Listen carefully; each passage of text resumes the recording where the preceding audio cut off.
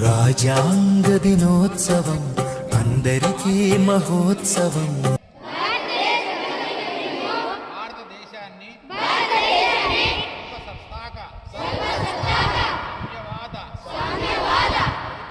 లౌకిక ప్రజాస్వామ్య గణతంత్ర రాజ్యముగా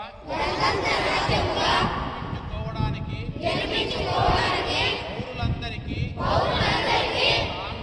సాంఘిక ఆర్థిక రాజకీయ న్యాయాన్ని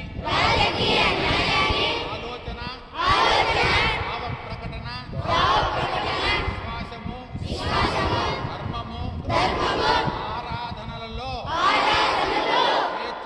స్వేచ్ఛను అంతస్తును సమానత్వమును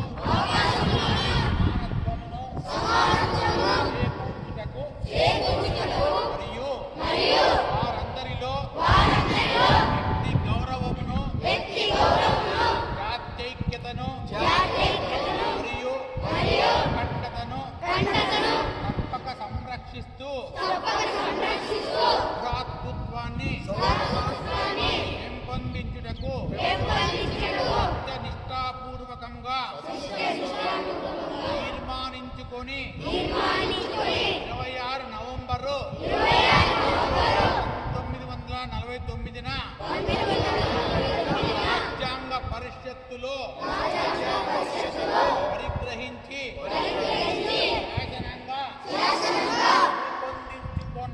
రూపొందించుకున్న రాజ్యాంగాన్ని మాకు మేము సమర్పించుకుంటున్నాము.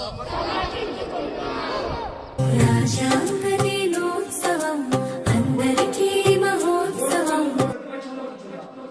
గెలిచిన వాళ్ళు పరిపాలన చేస్తారు. ఎవరో ముఖ్యమంత్రి ఎన్నుకుంటారు, ఆ వాళ్ళను సభాపతి ఎన్నుకుంటారు. సభ మర్యాదలు కాపాడడానికి సభాపతి ఉంటారు. ఈ సభాపతి ఏదైనా క్వశ్చన్ అడగాలన్నప్పుడు జీరో ఒకటి అడగాలన్నప్పుడు మీరు లేచి సభాపతి అర్థం తీసుకొని మనం క్వశ్చన్ అడగాలి. ప్రతిపక్షంలో ఉన్నారు, మనం లేస్తే ఆర్థికంగా రాష్ట్రం ఇబ్బందుల్లో ఉంది, డబ్బులు లేవు, కాబట్టి ఆ ఆర్థిక ఇబ్బందులు వస్తే కూడా మేము అన్ని కూడా చేస్తామని చెప్పేసి మనం చేస్తున్నాం అధ్యక్ష అని చెప్తాం. ఇది ఆడ జరుగుతున్నటువంటి ప్రతిపక్షము పాలక పక్షము సభాపతి ఇక్క నిర్ణయం నేర్చుకుని చేసేది ప్రజలకు మంచి చేస్తున్నామని. ప్రతి పౌరునికి ప్రాథమిక హక్కులను ప్రాథమిక విధులను కల్పించిన పవిత్ర గ్రంథం. ప్రతి పౌరునికి